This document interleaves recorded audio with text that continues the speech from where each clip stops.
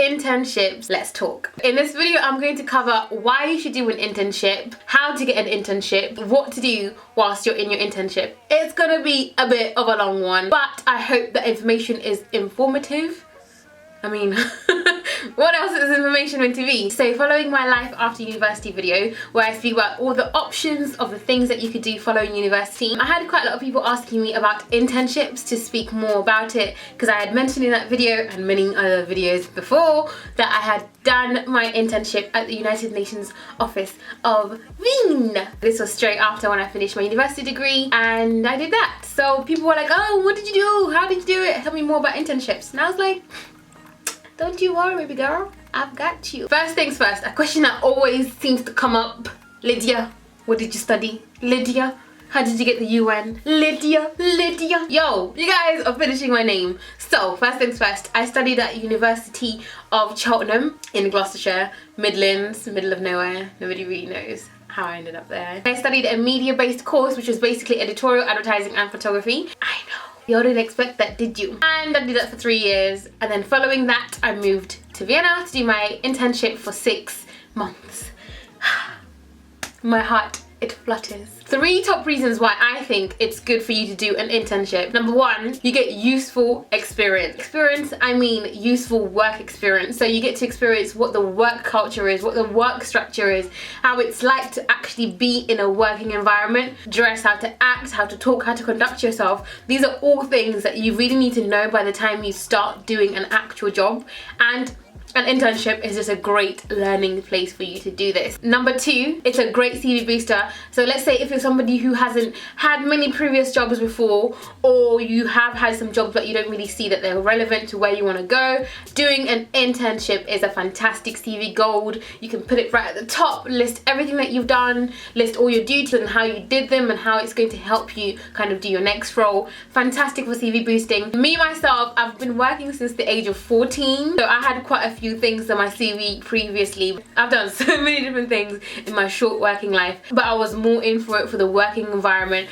and of course it's the United freaking Nations. Like, who am I to say no? Why would I not want that on my CV? Number 3, internships allow you a great way of learning the industry that you want to go into. Is it really the industry for you? Because you might think that you want to work in that industry, but once you try it, you might find that actually it's not all I thought it would be. It's not all it's cracked up to be. So it's a great way of kind of testing the waters and seeing if this is where you really want to end up. So for example, my internship at the CTBTO, which was the Comprehensive Nuclear Test Ban Treaty Organization, it's a word flow. My role was a PR social media based role. So that involved a variation of things from looking after the social media accounts, drafting press releases, drafting articles for the website, press briefings, photographing events, supporting the PR team, everything. There's so many different things that I did in that short 6 months period that I really got to experience PI and PR as much and as in depth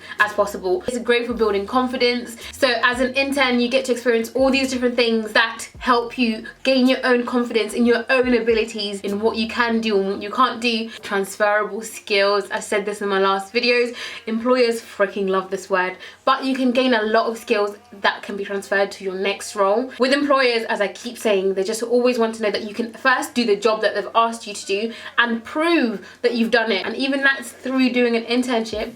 You've still done it before. All the work that I did at the UN, even though it was an internship and not a job per se, I still did the job for a huge organization, and my work was still published and my work was still needed every single day. So then a company can't then turn around and say that, oh, are you really sure you know how to do it? Because I can say, babes, come on now. Of course I can. How and where to apply for internships. So my number 1 big pro tip is that don't just consider the companies that have big names. It's not always just about the big names.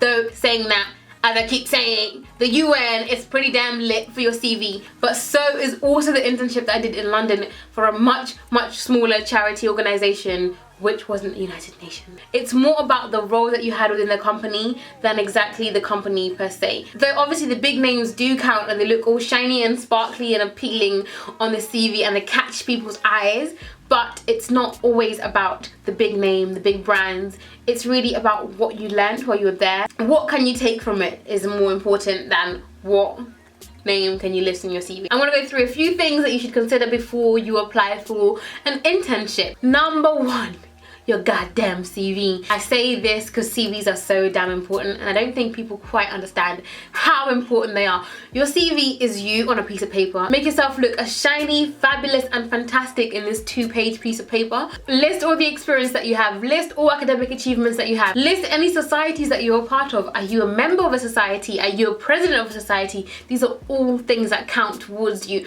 I know at the UN there's like a point system, so they have one for like languages that you speak, the degree that you hold, any societies that you may be a part of, kind of all these things, they count towards kind of weighing you as a better option as opposed to somebody who maybe doesn't have all these other things on their CV. So your CV has to be glistening, shining, wonderful. It has to be you on a piece of paper, but just so clean and so fresh. You want to choose the field that you're going to do your internship in.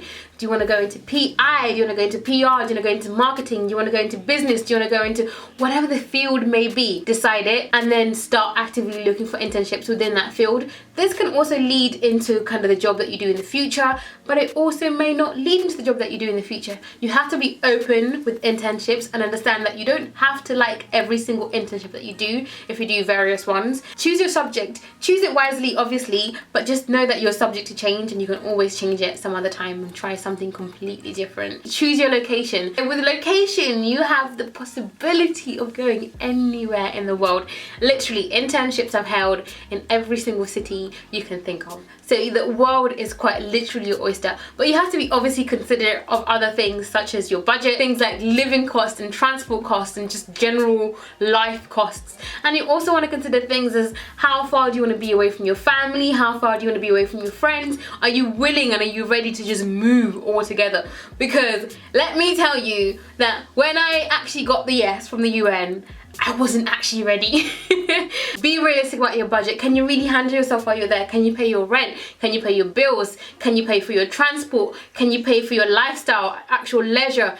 Can you pay for all these things and be comfortable? If not, do you have family who can support you? Are they able to support you for the full time of being there? Before you decide that I'm gonna go to the other side of the world, think, can you really manage it? For example, for me, when I was at the United Nations in Vienna, I was thinking, you know what? The next step for me to do, instead of renewing my contract here at the UN, I wanted to renew it and go to New York. But then I looked and I saw the cost of living in New York. Baby girl, it's not within my budget. It was not within my overdraft limit. It just wasn't. So I figured, let me go back to London, yeah? But you have to really just think about it as a cost versus the value.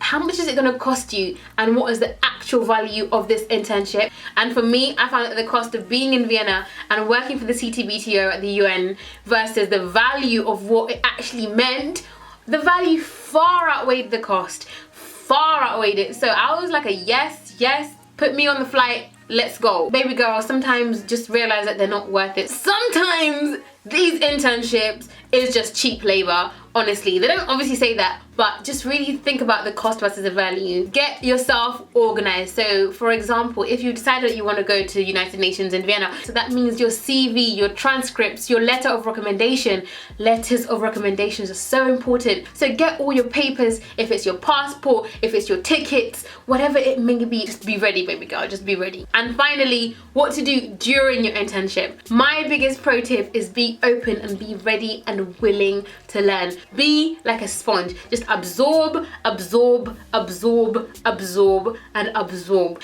Ask those people who have been there longer. Ask people who are actually doing the role. Ask the people who are actually doing the paid role that you are interning for. How do they find it? What's the hardest part of their role? What's the most enjoyable thing about what they do? I had a fantastic mentor when I was at the UN. She was just so open and so willing to share her role, her experience, what she recommends I do, what she recommends I don't do. Just find somebody who you can kind of relate to, somebody who can understand you, somebody who you can talk to openly and freely, and just discover whether this is really something that you want to do in the future. Because obviously they do this job full time, so they know all the stresses and they know all the perks.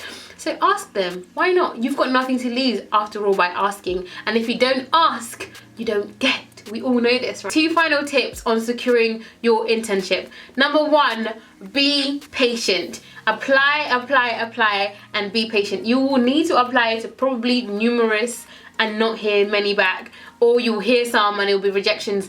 Be resilient, be patient, and it will come through for you. I had even forgotten that I had applied because it took so damn long for them to get back to me.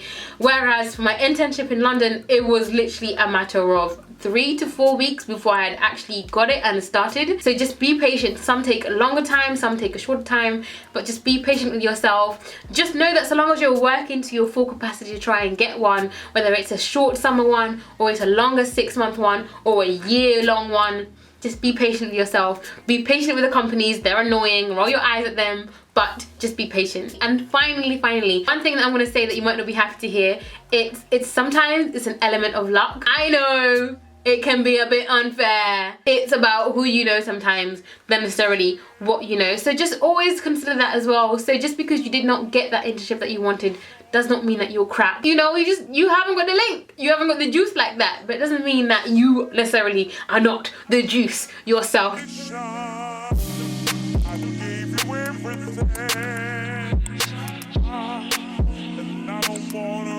I